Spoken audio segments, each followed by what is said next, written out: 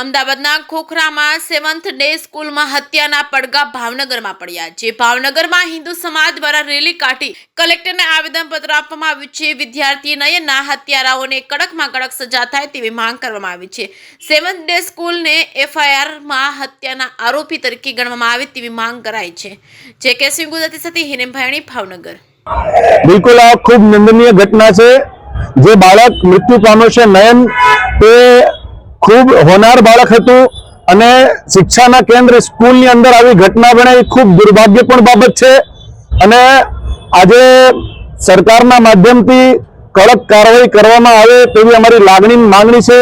आजे भावनगर शहेरमां जुदा जुदा विविध हिंदू संगठनो भेगा थईने पोतानी व्यथा या कलेक्टर साहेबना आवेदनना मार्फत आपी है। अने आज घटना बनी है खूब निंदनीय है।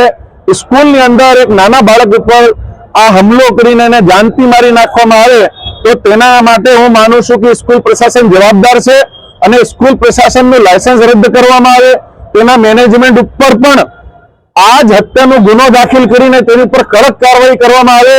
हमने संपूर्ण भरोसे छे गुजरात सरकार पर, माननीय गृहमंत्री पर, माननीय मुख्यमंत्री पर कि आ घटना ने खूब गंभीरता लईने जरूरी कार्रवाई करशुं अने जे ते हत्यारा छे तेने जेल हवाले करीने एक उदाहरण रूप दाखलो गुजरात में बेसाडशे।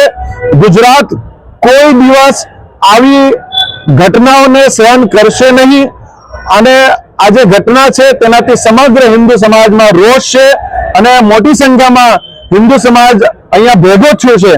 ते माटे तमाम हिंदू समाजना भाईओ बहनों हिंदू संगठनों आभार व्यक्त करूं छुं।